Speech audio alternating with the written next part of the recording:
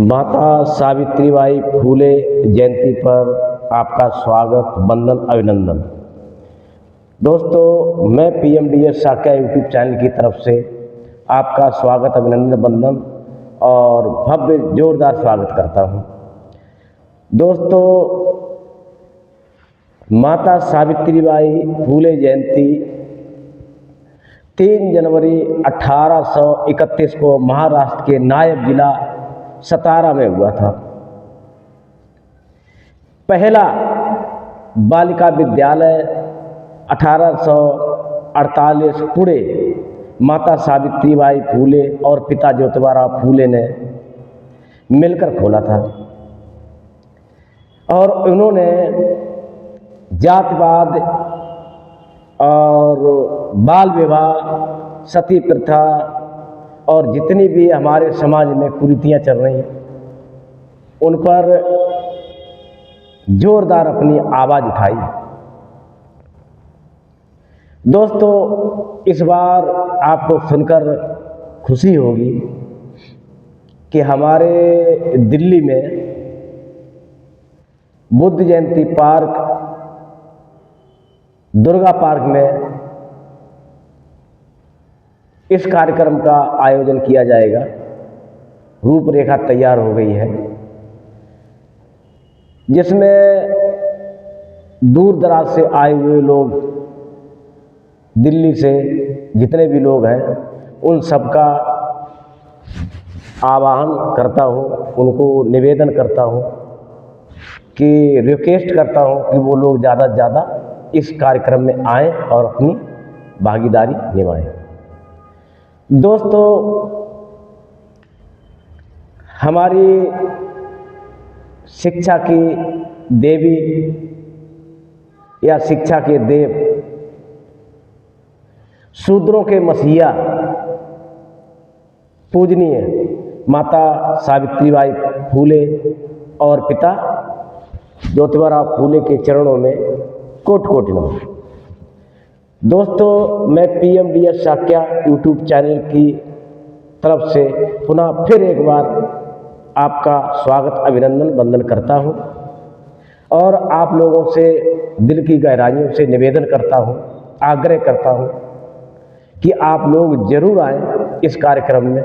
आपका आना दोस्त अति आवश्यक है और कोशिश करें कि अपने परिवार से बच्चे, महिलाओं को, बेटियों को निकाल के जरूर लाएं, क्योंकि ये हमें घर घर में बताना पड़ेगा, घर घर में समझाना पड़ेगा कि माता सावित्रीबाई फूले का क्या योगदान रहा, उन्होंने शिक्षा के ऊपर क्या कार्य किए। हमारे भारत में शूद्रों को पढ़ने का अधिकार नहीं था। माता सावित्रीबाई फूले और पिता ज्योतिबाराव फूले का कितना बड़ा योगदान है। सारे जितने भी ओबीसी, एससी, एसटी के लोग हैं, सबसे मेरा निवेदन है, जितनी भी संस्थाएं हैं, सबसे मेरा करभद्र निवेदन है कि मेरे प्रिय महानुभाव इस कार्यक्रम में शिरकत अवश्य करें, आएँ, समझें, अपने विचार रखें और हमारे आए हुए जितने भी गेस्ट लोग हैं, मेहमान हैं और जितने भी मेरे महानुभाव हैं, जिसमें हमारे बड़े बुजुर्ग भी हो सकते हैं, हमारी बहनें बेटियां भी हो सकती हैं, हमारे हम सफ़र मेरे मित्र हो सकते हैं, आए इसको और आगे हम कैसे इस पर काम करें और इसको ज़्यादा से ज़्यादा अच्छे ढंग से कैसे हम अपनी बात को लोगों तक पहुंचाएं, लोग जागरूक हों, बच्चे जागरूक हों, महिलाएं, बेटियां जागृत हों, जिसपे वो समझें इस मैटर को आखिर है क्या। शिक्षा की देवी हम माता सावित्रीबाई को क्यों कहते हैं। अपने अपने विचार जरूर रखें, क्योंकि ये कार्यक्रम आपका अपना है और इसमें विशेषकर कोई कार्ड, कोई आमंत्रण नहीं, ये वीडियो ही काफ़ी रहेगा। और भी कोशिश करेंगे हम लोग ग्रुपों में शेयर करें कि लोग जानें और उस पर अपनी भागीदारी निभाएं, आएँ और शिरकत करें। हमारे जितने भी अच्छे अच्छे व्यक्ति वक्तागण आएँ, अपने विचार रखें और जो भी हमारे इस कार्यक्रम में आए हुए अतिथि हैं उनको अपने विचार उनके सामने प्रस्तुत करें। तो हो सकता है कि बहुत सारे इसमें ऐसे भी लोग आए जिनको न पता हो कि ये माता सावित्रीबाई फूले, पिता ज्योतिराव फूले क्या थे, इनका भारत में योगदान क्या है और इनको शिक्षा के देवी और देवता क्यों कहते हैं। दोस्तों, इसमें आने का मतलब ये नहीं है कि आए और बैठे उठे और गप सड़ाका किया चले गए, ऐसा नहीं है। हम अच्छे अच्छे वक्ताओं को क्यों बुलाना चाहते हैं, अच्छे अच्छे लोगों को क्यों बुलाना चाहते हैं, समझदार एक्टिव लोगों को क्यों बुलाना चाहते हैं? क्योंकि वो अपने विचार देंगे। जो हमारी बहनें बेटियां आएंगी, बच्चे आएंगे, उनके अंदर कुछ ऐसी चीज़ जाए, कुछ ऐसा ज्ञान मिले कि दोस्तों हमें पढ़ने का अधिकार नहीं था और हमें ही नहीं, हमारे शूद्र समाज को शिक्षा का अधिकार नहीं दिया था वर्ण व्यवस्था ने, जिसमें मनुस्मृति में घोर विरोध किया गया था पढ़ने पर शूद्रों को लेकर के। हमारे पिता ज्योतिराव फूले, माता सावित्रीबाई फूले ने इस पे बहुत बड़ा संघर्ष किया और उनको प्रताड़ित भी बहुत किया गया वर्ण व्यवस्था द्वारा। हमारी ये दोनों महान हस्तियां जब भी शिक्षा देने के लिए विद्यालय में जाते थे तो इनको वर्ण व्यवस्था द्वारा बहुत प्रताड़ित किया जाता था। इनके ऊपर तरह तरह गंदगी फेंकी जाती थी, कीचड़ फेंका जाता था, गोबर फेंका जाता था दोस्तों, और फिर भी उन्होंने हार नहीं मानी। हमारी माता सावित्रीबाई फूले ऐसी थी कि उस टाइम अपने वस्त्र साथ में लेके जाया करती थी, एक दो जोड़ी, कि हो सकता है लोग कहाँ पे कीचड़ फेंके, कहाँ पे गोबर फेंके, तो उनके कपड़े जो है गंदे हो जाते थे। स्कूल में जाके चेंज करती थी वो, और कर ही क्या सकती। उस टाइम विद्रोह बहुत बड़ा नहीं कर सकते हैं, क्योंकि आप जानते हो आज भी दौर क्या चल रहा है, हकीकत को दबाया जा रहा है और जो आडंबर अंधविश्वास है ऊपर उठाया जा रहा है। चाहे हमारे देश के मंत्री, संतरी, प्रधानमंत्री या कोई भी हो, वो भी इस चीज़ को प्रॉपर तरीके से नहीं उठाते हैं, नहीं बात करते हैं। हमारी सरकारें लाचार हैं, और वो क्यों लाचार हैं? क्योंकि उनको चाहिए वोट बैंक की राजनीति। वो मनुवाद लोगों के अंदर थोपना चाहते हैं और सत्य का दीपक नहीं जलाना चाहते हैं। हमारी ऐसी सरकारें हैं। जब हमारी सरकार ही नहीं इस चीज़ को चाहेगी, और वो क्यों चाहेगी? क्योंकि इसमें जो उच्च पदों पे बैठे हुए जो लोग हैं वो मनुवादी लोग हैं, और वो कभी नहीं चाहेंगे कि शूद्र कभी उठ कर के ऊपर आए और वो अपना हक अधिकार की बात कर पाए। दोस्तों, आप जब अपने इतिहास और कल्चर को जानोगे तभी तो आप हक और अधिकार की बात करोगे। जब दोस्त जानोगे ही नहीं कि हमारा हक अधिकार क्या था, संवैधानिक अधिकार हमारा क्या है, तो आप उस पर आवाज़ कैसे उठाओगे? क्योंकि आपको शिक्षा से वंचित कर दिया गया, पढ़ने लिखने का अधिकार नहीं दिया गया, आपको दिन में निकलने का अधिकार नहीं था, शिक्षा का अधिकार नहीं था, और ये संवैधानिक अधिकार मिला है। हमारे पूज्य बाबा साहब भीमराव अंबेडकर जी ने जो संवैधानिक अधिकार दे दिया संविधान बना के, आज आप लोग जो जा रहे हो, निकल रहे हो, बैठ रहे हो, उठ रहे हो, खा पी रहे हो, एक दूसरे से मिल रहे हो, ये बहुत बड़ा योगदान है बाबा साहब का।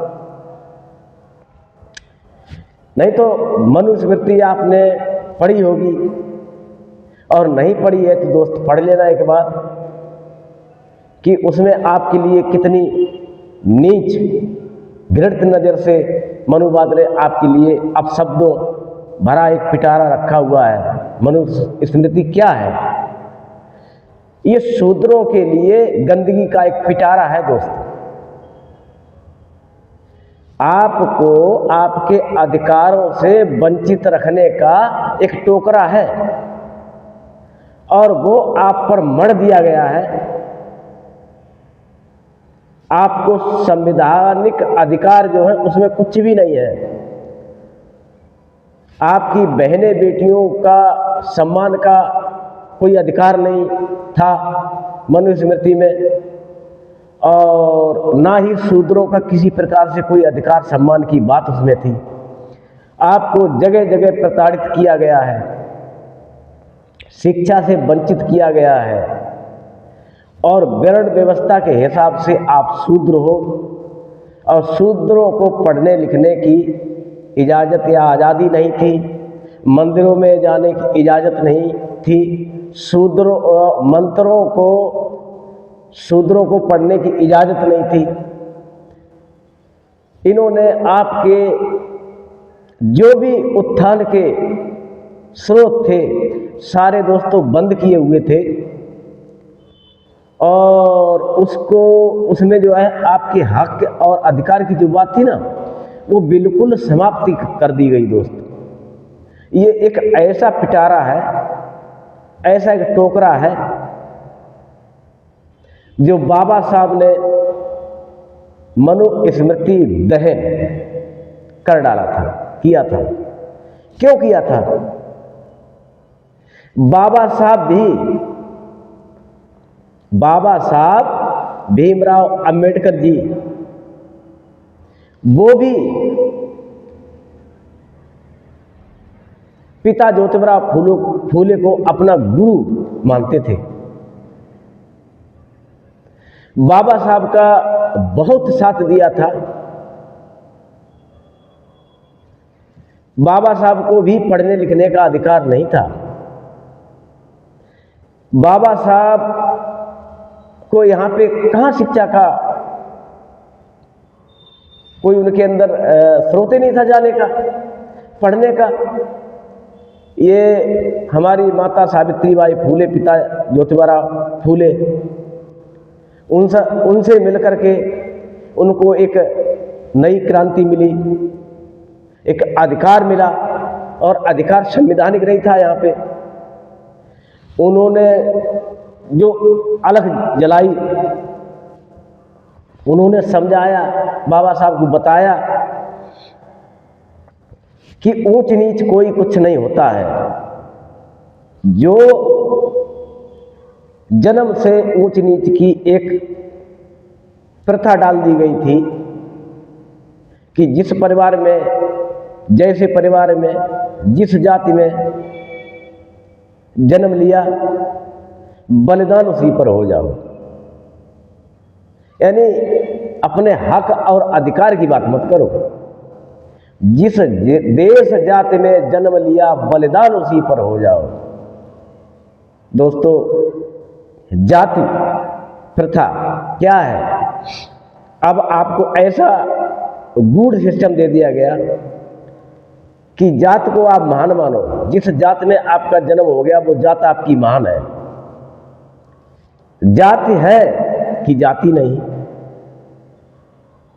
तो आप बताइए, हर आदमी आज भी अपनी जाति पे गर्व कर रहा है। जाति है क्या? जाति है कि जाति नहीं? आपको शूद्र बना दिया गया, ऊंच नीच भर दिया गया, वर्ण व्यवस्था भर दी गई। उसी को मानो, उसी को जानो, उसी पे चलो, उसी पे सारा काम करो। कहने का मतलब, जिसको वर्ण व्यवस्था में ऊंच स्थान दे दिया गया वो ऊंचा है, और जिसको नीच दे दिया गया वो नीचा है। तो ये आया कहां से और क्यों आया? क्योंकि ये कूट राजनीति है। आपको गुलाम बनाने की एक साजिश थी। मनुस्मृति जो एक पिटारा है, जो पुस्तक थी, जो मनुवाद के लिए एक सर्वश्रेष्ठ ग्रंथ है, उन्होंने आपको नीच और कमीना, चोर, काफिर, बदमाश, इस तरह के उसमें शब्दों का प्रयोग किया गया है, और आपको हक और अधिकार, आपको उनसे सबसे वंचित कर दिया गया। आपको ब्राह्मणों की सेवा करने के लिए बनाया गया, ऐसा उसमें लिखा। भगवान ने बनाया। भगवान है कौन? कहां से उतरा? कहां से आया? किसने बनाया? जब तक आप आडंबर में लिप्त रहोगे, आपको ये चीजें समझ भी नहीं आई। पिता ज्योतिबा फूले की एक पुस्तक है, गुलामगिरी, पढ़िए, समझिए, ये क्या है, ये क्यों हमें गुलाम बनाया गया, ये साजिश क्या है, अब क्यों बनाया गया। ये सारी चीजें जो हैं दोस्तों बहुत गंभीर हैं, ये बहुत गंभीर विषय है। इसलिए हमारा निवेदन रहेगा कि सारे लोग आए, इस टॉपिक पर अपनी बात रखें।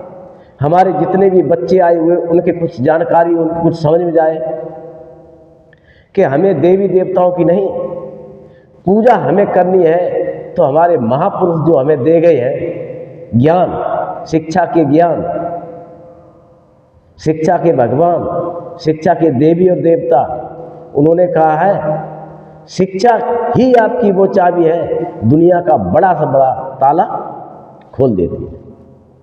दोस्तों, आपका विकास शिक्षा में है, और शिक्षा आपकी नष्ट कर दी गई। और शिक्षा नष्ट किसने की, आप खुद जानिए, समझिए, पढ़िए, आगे बढ़िए, और आधी रोटी खाएं, अपने बच्चों को अवश्य पढ़ाएं। ये सबसे बड़ा राज है। बाबा साहब ने तो यहां तक बोला है कि शिक्षा वो शेरनी का दूध है जो पिएगा वही दहाड़ेगा। दोस्त, तो ये हमारा कार्यक्रम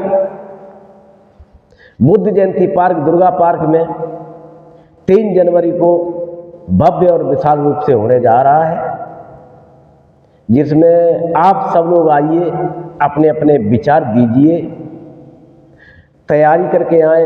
हम अच्छे से, बढ़िया से, कि क्या अपने बच्चों को हम दे पाएँ, क्या इनको करना चाहिए हमारे बच्चों को। दोस्तों, हमें हमारे हक अधिकार चाहिए, बोलने से नहीं मिलेंगे, एक दूसरे को समझाने से नहीं मिलेंगे, समझने से मिलेंगे, लड़ने से मिलेंगे। हक अधिकार जब जानोगे तभी आप उसके लिए अपनी आवाज़ बुलंद करोगे और लड़ोगे, तो आपके हक और अधिकार मिलेंगे।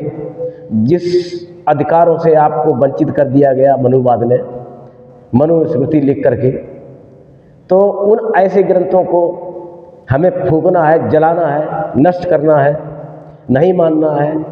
हमें आडंबर को घर में नहीं लाना है। हमें हमारे पूर्वजों ने जो रास्ता दिखाया है उस पे चलना है, उस पे काम करना है, और अपना विकास और अपने बच्चों का विकास करना है। दोस्तों, हम समझें कि आडंबर है क्या, इस पे बहुत बड़ी चर्चा होनी चाहिए। आडंबर नहीं समझ पा रहे क्या है, कहाँ से आया और कैसे काम कर रहा है। ये वो मीठा जहर है जो हर घर में परोसा गया है, और घर में कहीं न कहीं हर घर में आज भी विराजमान है। इस मीठे जहर को आप जानिए, कि मीठा जहर आखिर है क्या, हमारी पीढ़ी की पीढ़ी खराब करता जा रहा है। इस पे हमें कितनी जल्दी समझना है, कैसे समझना है और कैसे आगे बढ़ना है, कैसे इससे निकलना है, कैसे बच्चों को निकालना है, कैसे अपने समाज को निकालना है। जब आप पढ़ोगे नहीं, लिखोगे नहीं, समझोगे नहीं, तो दोस्तों निकालने की तो बात दूर की है, खुद नहीं निकाल, अपने आप को नहीं उससे अलग हट पाओगे, ना हटा पाओगे। तो हमारे जितने भी महानुभाव इसमें आएंगे, अच्छे व्यक्ति वक्तागण आएंगे, उनसे हमारा निवेदन है कि आप लोग आइए, इस चर्चा को आगे बढ़ाइए, इस कारवा को आगे बढ़ाइए, अपने समाज को, अपने बच्चों को कुछ ऐसी क्रांतिकारी चीज़ें दे जाएं जिनसे उनका मंगल और कल्याण हो। दोस्तों, मैं PMDS साक्या यूट्यूब चैनल की तरफ से आपका स्वागत अभिनंदन वंदन करूंगा वहाँ पे, और मैं वीडियो बनाने का भी वहाँ पे कार्य करूंगा, जो हम अपनी वीडियो दूर दराज तक पेश कर पाएँ, भेज पाएँ, लोगों को ये जानकारी दे पाएँ, ऐसा मेरा विचार है। तो अगर आपको ये वीडियो मेरी अच्छी लगी हो तो दोस्त चैनल को लाइक, शेयर, सब्सक्राइब, फॉलो कर दिया करें, जिससे और लोग भी इस वीडियो को देखें, कुछ जाने, कुछ समझें, कुछ उनके थोड़ा सा शायद आपके द्वारा शेयर करने से उनको कुछ बेनिफिट मिल जाए, उनको कुछ ज्ञान मिल जाए, तो हम सब उनको प्राप्त हो जाएंगे। दोस्तों, ये जीवन में आना जाना सबका है, निश्चित है कि मरना पड़ेगा, मरना एक सच्चाई है, इससे हम परे नहीं हो सकते हैं। तो अपने समाज, अपने बच्चों को कुछ न कुछ अच्छा ज्ञान दे कर के जाएं, ऐसा मेरा विचार है और ऐसा मेरा आह्वान है कि आप लोग भी प्लीज़ मेरा निवेदन स्वीकार करें कि ज़रूर कोई न कोई ऐसा एक तार छेड़ते रहें पर डे, छोटा मोटा जितना भी आपसे हो सके, जितना भी आप कर पाएँ, समाज को कुछ दे पाएँ, तो कुछ नई अलग नई चिंगारी जरूर दे के जाए, जिससे हमारा समाज का मंगल और कल्याण हो।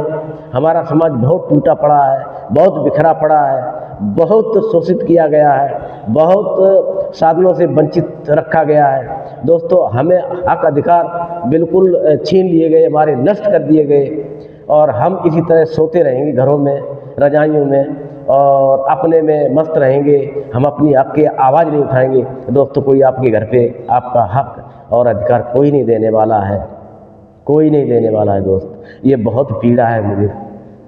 तो फिर पुनः हमारा आपसे प्रणाम है।